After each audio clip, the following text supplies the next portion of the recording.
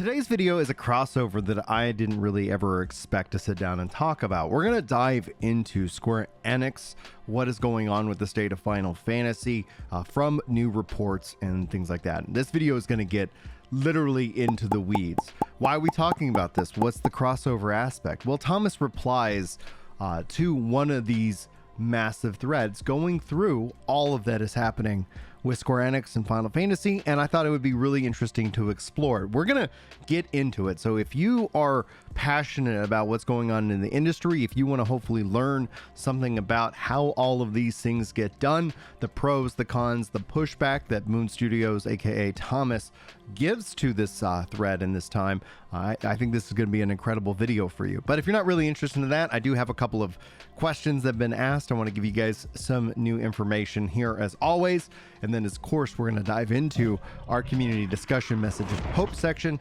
at the end of today's video. So hello everyone and welcome to another No Rest for the Wicked Final Fantasy video in this case. First and foremost, when is patch number 3 coming out? And my earliest estimates based off of what we've seen from the developers would put the next patch around June 6th or 7th. Now this is also coinciding with Summer Games Fest. If so, that ends up being a new marketing opportunity for them to kind of promote the early access of the game, but it's also something just to kind of promote. We're going to be live reacting to Summer Games Fest here at the channel. So if you're brand new and haven't already, if you hit that subscribe button, let me know in the comments. I always want to earn it, and I love thanking you guys for doing that, especially in these videos. So that all being said, we're going to see that around that time. There is the potential that they shift to a 3-week schedule, and that would push it obviously to the following week, the 13th or the 14th of June. Regardless, I'm going to keep you guys up to date on anything that is reported because this game is freaking phenomenal. But beyond all of that, we also have another question that is commonly asked, and hopefully this gives you some value as well. Have they ever mentioned whether they're going to put this onto the Xbox, even if it is in early access?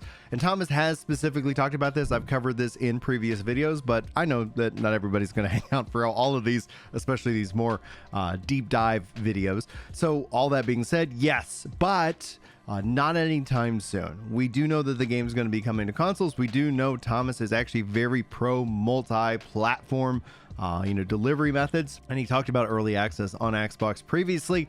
But they're going to continue to focus in on the early access for Steam. That's going to keep them more focused on actually delivering content. And then that's going to be something that is considered for the future. We do not have an ETA or a release date yet for the PlayStation and the Xbox version of this game. I would then tell you guys, most likely set your expectations for 12 to 18 months out at a minimum. If anything changes, if it comes sooner, I will love to be wrong. But ultimately, that's what you need to think about game development. Also, speaking of which, a question that I am seeking answers for, if you guys have this knowledge, let me know. I've tweeted out to Thomas. I've also posted this in their Discord. Hopefully we'll get some kind of clarification. But what's the difference between reflects 3% damage and what's the difference between damage dealt on damage taken? For me, I think reflects sounds like it mitigates a little bit, where damage dealt on damage taken is having that kind of same function just without the mitigation. If you happen to know, sound off in the comments. I'd love to be able to get some clarification on that. And if I get my question answered from the devs and you guys don't know, I'll be sure to cover that in future videos. Finally, one last note. Typically we save these kind of talks to the end of the videos, especially when it comes to your mental health and taking care of yourself. But I got this beautiful message and I saw it and I wanted to include it in today's video. Hey, I originally was just trolling for Light No Fire News, but I wanted to say that I really appreciate the mental health message that you include in your video. It means a lot to me that you care and use your platform as a space for positivity and encouragement. And that's one of the things, like for me in my life, I can recall multiple times where an encouraging word lit a fire under my butt and got me moving and got me going in a good direction. Never underestimate your power to encourage and to be that that kind of for somebody. And so there have been people who are that for me, and if I'm able to be that for somebody here on the internet, then it's mission accomplished in that regards. Anyway, like I said, this video is going to get into the weeds. So guys, sit down, buckle up, treat this like a little podcast. I'm going to try to make this as concise and as detailed as possible. That all being said, I am hyper dyslexic. There's probably going to be some words that are misspoken, and it's always fun when people, correct me in the comments, and it only confuses me more. It's a little game that you and I play. Don't lie to yourself. Anyway, guys, let's kick this off as Jacob Novak, who recently worked for Square Enix. He does not anymore. He kicked off a thread that essentially the video that we're making right now is going to follow up. But overall, the TLDR from what really started it was him commenting on an IGN article regarding Final Fantasy Rebirth 16 and Foam Stars are all failing to meet Square Enix's expectations. If you guys have seen my content here before, if you've been a subscriber for a long time, A, you're awesome, thank you. B, you know that we've covered this. It feels like there is this constant rehashing of Square Enix constantly after a big game release, following it up with didn't meet sales expectations. And Jacob actually goes and provides the detailed insight that maybe you and I have been lacking this entire time. He writes, if a game costs $100 million to make and takes 5 years, then you have to beat, as an example, what the business could have returned investing $100 million into the stock market over that same period. So for 5 years prior to February 2024, the stock market averaged a rate of return of 14.5%. Investing that $100 million in the stock market would net you a return of $201 million. So that is the ROI baseline. And the same thing is true for you. You'll hear me talk about also your personal finances and getting your, debts paid off and taking responsibility for your life. Think about that. If your average rate of return is 14.5%, that's amazing. If you just take a baseline of 10% rate of return on your investments, that's saving in your 401k, that's saving for retirement, that's whatnot. 10% means your money doubles every 10 years. So if you invest $1,000 in 10 years, it's $2,000 without you doing anything. That's the power of compound interest. So that being said, that's what these companies are weighing up themselves against. And honestly, that's what you should hopefully do to kind of control and kind of break free of the cycle of poverty and debt that is plaguing people across the world, especially gamers who look at this as an opportunity to blame capitalism. We could talk about that if you guys want, but let's go ahead and continue to dive in on what Jacob has been saying. Many thanks to everyone who shared or retweeted my dive into Square Enix's financial results. I know there's a few reoccurring questions that I'll respond to here.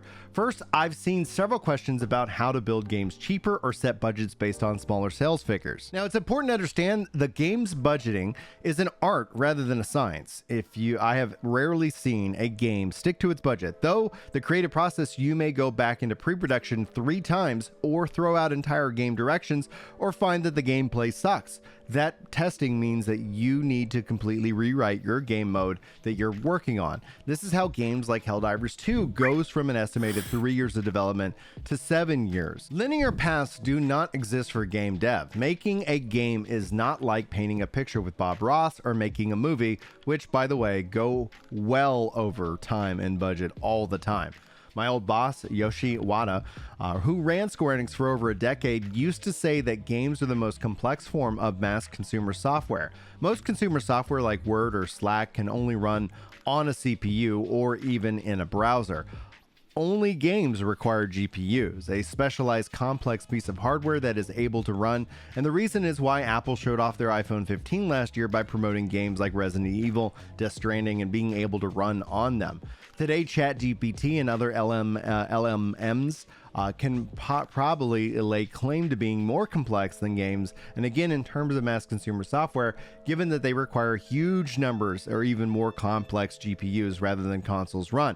But the point that I'm making is that games are exceptionally relative and most other forms of software. In summary, some games are technically complex pieces of software that, unlike most other software, also require significant investment in story, art, interactive design, and network design, and dev will always go wrong before it goes right. When a producer comes to you and says, sorry, this isn't working, we're going to need 12 more months to redo that and retest half of the game, you can't say, sorry, you're over budget, ship it as it is. At a publisher like Square Enix, a 10% additional investment in time and budget will be the difference between a 5 out of 10 to a 9 out of 10 game, and generates millions of more units sold. And there is no world where everything in creative product always goes the way that it's intended. What's interesting is that this is definitely a hard lesson that Square Enix learned with the release of Final Fantasy XIV. They thought themselves above reproach.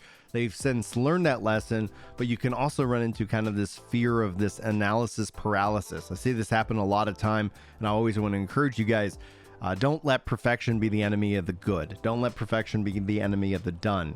Get it, get moving, and start making things happen. And it has there's a lot of momentum that we kind of deal with humans. Small victories lead to bigger victories, lead to large victories. So start with the small things, start with the winnable things. Anyway, he continues. Final Fantasy 12 and Final Fantasy 15 both had change of directors during development. Final Fantasy 15 famously took a decade to make and started off as a Final Fantasy 13 spinoff. You cannot dictate devs be more efficient. You have to be able to know which creatives to give control and when to cut your losses to have the cash reserves to pivot. And as technology changes, games tend to change.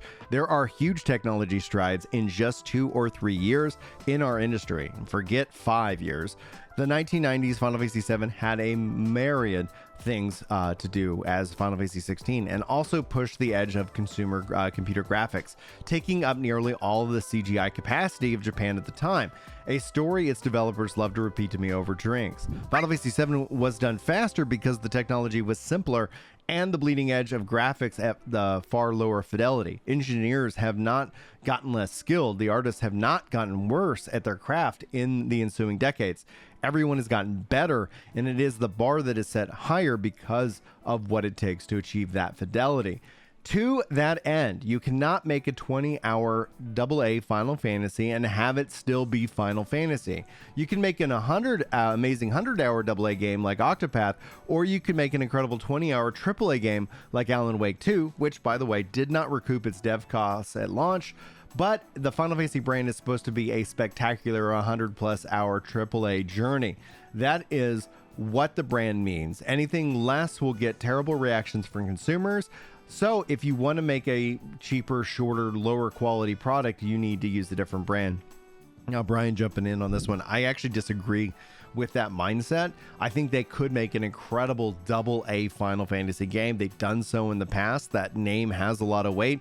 Now, it still needs to be a quality AA game, like when you start to look at like Helldivers, or even maybe I would say Genshin Impact as just another form of a game to kind of reference that, whether you think it's a AAA game or a AA game, it's clearly doing crazy numbers. And I like that they branched out with Octopath, etc., but I think there is a craving, especially for Final Fantasy games, to have that level of, like a turn-based. Like you can take the cell, or you can take that HD 2D technology and apply it to Final Fantasy games, and you can still do the AAA Final Fantasy games, just like kind of do an off-brand of that for that kind of product, just to communicate, hey, this is something that you guys say you want, and see if people and gamers show up to purchase it. Now he continues, Square Enix attempted shorter, lower, cheaper new brands, and that's how you got successes like the aforementioned Octopath, though there was near the revenue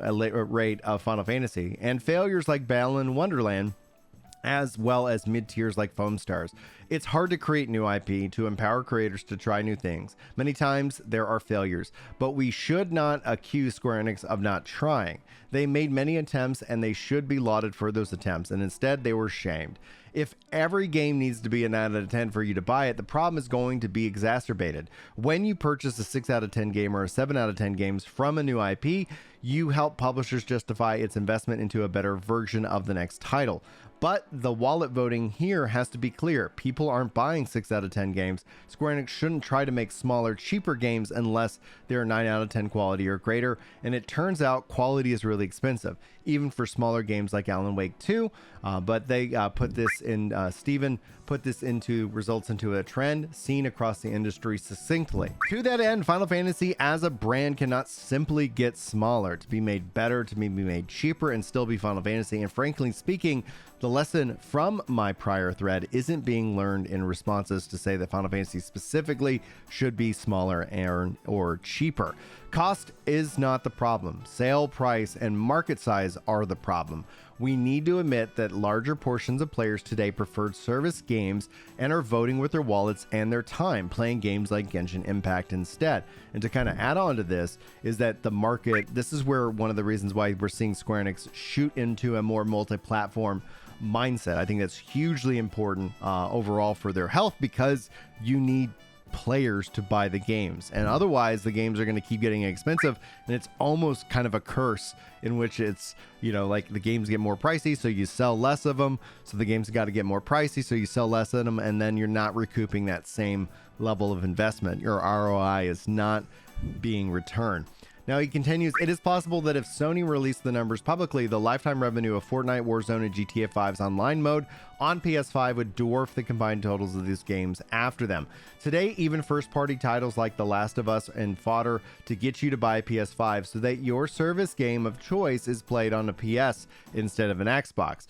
Fixed-price AAA titles don't belong to the platform holder, are going to be for smaller audiences and for those niche audiences to get the same level of quality that they need to justify the purchase. Prices for third-party publishers will have to go up. We also should not expect publicly traded AAA publishers to become AA publishers. Square Enix efforts with Balan were to build a new IP, but those IPs were never being counted on to be the main driver of returns, because new IP at a lower price point titles can't incrementally move the needle enough for a company at Square Enix's size. They were seeds for the future that failed to bloom.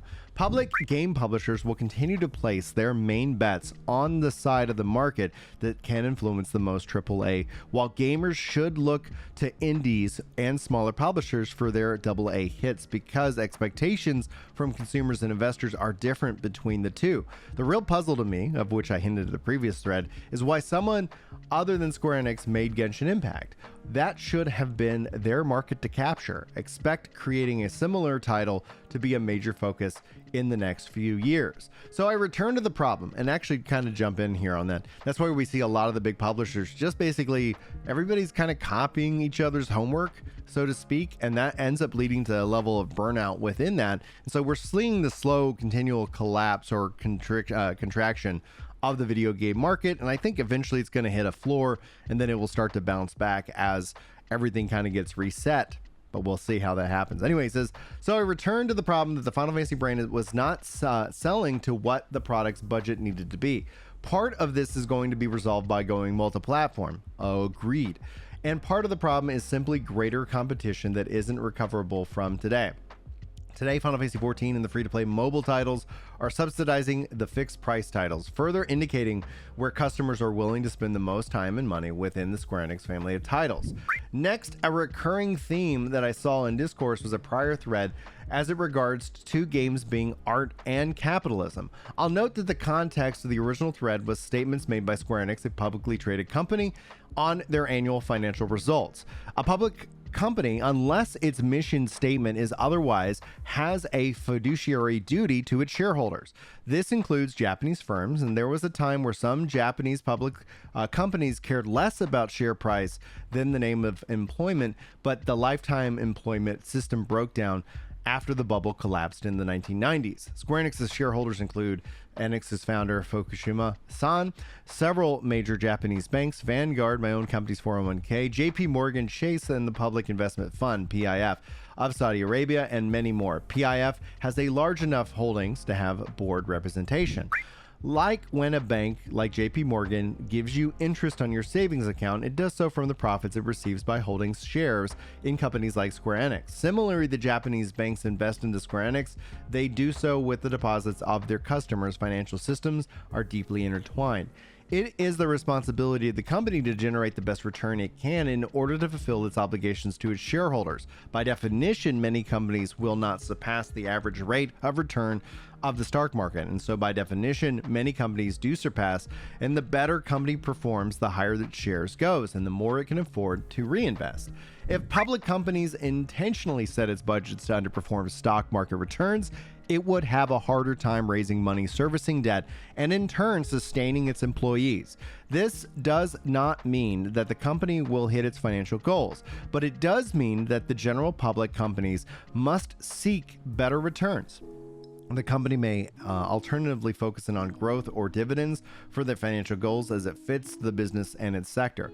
Additionally, shareholders elect board members who control the budgets and can hire and fire the CEO. In other words, the CEO of Square Enix reports to its board, who reports to its shareholders, who seek greater returns on investment. This is the case for many public companies without alternative mission statements. And to jump in on that, I think that's one of the things that gamers do get frustrated with publicly traded companies, because you tend to feel it does, like, whether it's true or not, you feel like the business side of things outweigh the artistic direction. It doesn't mean that it's true, it just is something that feels true. But he continues, that does not mean that their games aren't art or creativity aren't important to their businesses. It does not mean that public companies, be it Electronic Arts, Take-Two, Capcom, Nexion, or otherwise, generally build games to generate returns on investment. Note that beating the stock market has a per dollar basis was only an example of a way to determine a baseline. Conservative returns on investments, in fact, most times the return on investment for publishers like Take-Two needs to be substantially higher than just stock market returns on their baselines. There are, of course, non-public game publishers. Valve is one, Epic is another. You have studios like Larian, which have been able to remain independent. These companies can determine what's important in their returns in their own way without game pressuring of public companies. They produce a lot of amazing products. Public companies cannot behave the same way as private companies. This is a fact. This is true. But that also kind of tells you where, if you're really frustrated with the state of AAA, yeah, pay attention to who's doing really cool things, like Moon Studios. But anyway, the resulting industry, number one, publicly traded AAA game publishers will focus on fewer titles, with a combination of live service, microtransactions, e.g. Final Fantasy version of Genshin, and a higher price point fixed on COD, GTA, Final Fantasy in the $70 to $150 range. This isn't the first time we've seen that $150 number floated. We talked about it earlier this year when it relates to, say, like, leaks from Sony internals talking about Spider-Man 3, and maybe they decide to break that up. I don't see a future where the game price is able to go down unless there is an increase in gamers and volume willing to purchase games or subscribe to things like Game Pass, and that becomes a whole heated debate in and of itself. But he continues, the mid-tier is the domain of the independent developer and smaller publishers at the 30 to 60 price point. Live service titles will increasingly platformatize and offer UGC tools. Expect this to be a big part of the GTA 6. Thomas replies, oh boy, I think there is a whole lot wrong with this, and I'll try to explain it from a developer's perspective. Number one, if your end goal is to beat the average of 14.5 returns on the stock market could net you already know that you have to make products that could vastly outperform that number. Not just a little, but a lot. You should be looking to make products that could end up with a 10x ROI. Given that, you'd shoot yourself in the foot and you continue to make products where profit margins are so slim that you might not reach that number while hoping that this is a huge bet you just made and will turn into a massive hit. It might or it might not. In life and in business, it is never wise to bet the whole farm on anything unless you have no other choice. Number three, you can't blame gamers for the size of your market or the accepted cost of your product. Those variables are largely out of your control. Meaning, just because you need 15 million players to buy the product that you invested hundreds of millions of dollars into doesn't suddenly mean that 15 million players will somehow turn up to make you whole. What is within your control is to analyze the market, understand your audience, and invest in numerous projects so that you could vastly outperform the 14.5% returns that you need to outperform. So do what angel investors do. Invest into a diverse portfolio and minimize your risks by properly vetting each and every single investment. Instead of making one bet and hoping that you win, make 10 bets, and it's okay if 9 of them fail as long as one of them goes stratospheric. Number four, in order to be able to properly do that, you need to actually understand not just the numbers game, but also the market and the products yourself. A lot of times the suits in charge of these business decisions don't really play games and thus don't really understand what people want because they don't know it by heart themselves. The investors that historically won the biggest were those who made smart bets, knowing exactly how a company operates and what their goals are, and then made long-term decisions based off of trying to look for the easy money, aka short-term gains. Easy money doesn't exist. Number 5, the reason number 4 is so important is that I think your Final Fantasy needs to be the kind of product, otherwise press and players would react negatively to its fundamentally incorrect. I do not think players care about AAA aspect nearly as much as AAA publishers think. There's reasons why games like Fortnite and Minecraft are always at the top of the charts, and it's clearly not because of their graphical prowess. What players want is to play phenomenal games and to keep players entertained that break new ground and are made with love and care, and that offer an extremely good value proposition.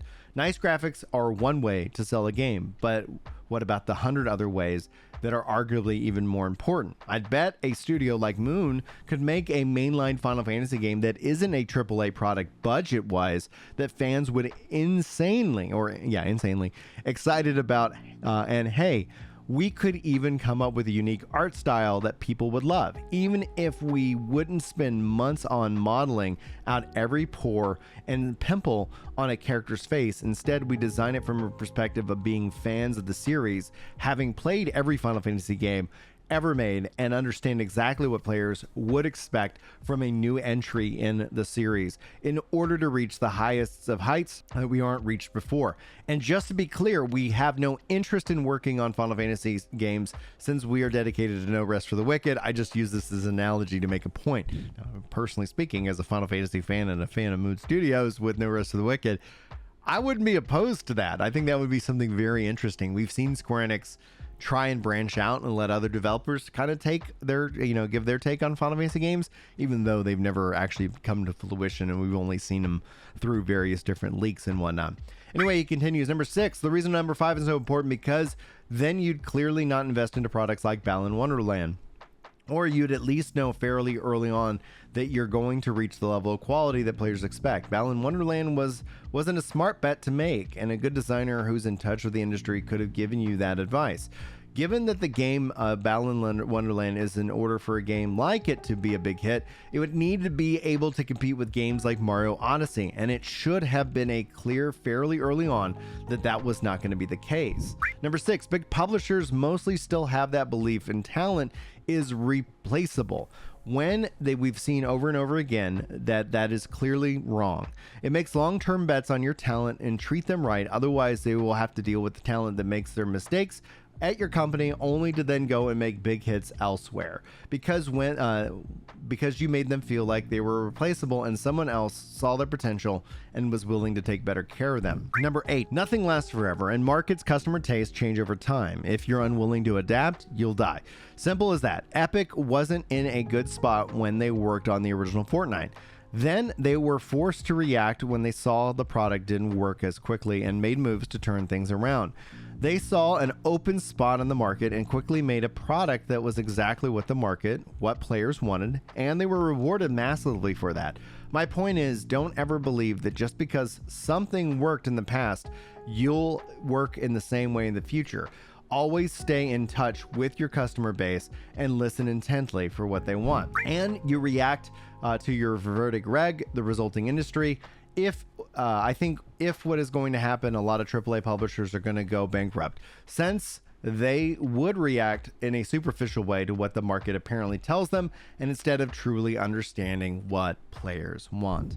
So this was a deep amount of insight into the state of games. One thing that wasn't touched on is the cost of capital right now, where being that capital has increased in its price point, it's made everything more expensive. We've seen game developers, rather than use their cash, they would leverage debt based off of their holdings to fund the games, and that has become even more expensive than it was before, when money was like at 1-2%. like it just seemed like the safer bet to be able to leverage that, and that's what they would do, especially when it relates to that return on the investment in the market.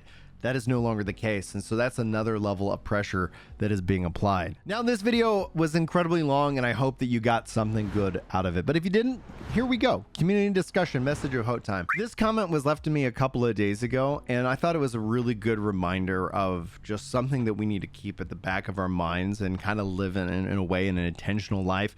They write, great video. I just wanted to say I lost my mother a couple of years ago.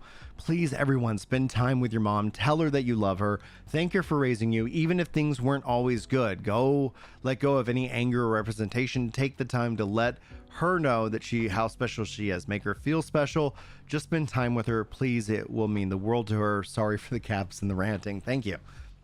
My mom, I shared this, like a couple times before, had 2 heart attacks in her 40s. The second heart attack killed her, and ultimately the doctors were miraculously able to bring her back to life. I worked in healthcare for a long time. One thing I can tell you is women historically, statistically, don't survive heart attacks. They're not built for it. There is a very physical difference between them and men. Heart attacks are dangerous and scary in and of itself. Be sure to be taking care of not just your mental health, but your physical health while you're at it. Exercise, eating right. These are really good things that you can do. And in fact, those things can help your mental health. We're a whole ecosystem here, people. So you got to be taking care of that. The important message that I want to leave here, kind of the message of hope, is that if you do have that ability, you should call your mom today or text her at a minimum, but call her would be really nice. Find those times. One of the things I continue to remind myself is that I don't know how many more times I have where I get to sit and hang out with my parents. That could be 5, it could be 500. I don't know. And so I always want to try to make the most out of those times and those opportunities. Not everybody is given that gift. My dad lost his mom when he was like 12. My mom, was abandoned by her dad when she was in high school. I met her dad. I met my grandfather the same day my wife did when we were adults. And then unfortunately he passed away a year later. So not everybody has that opportunity, but if you do, be sure to take it. And if you don't, I feel for you, and I'm sorry that that's been your life experience. And so I would encourage you, especially if there's anger and resentment, let it go, forgive them and move on. Don't let that ruin you. In fact, I think it's essentially what it is, that like resentment and anger and all that stuff is more of a poison pill to you. It's going to impact you more negatively than anybody else.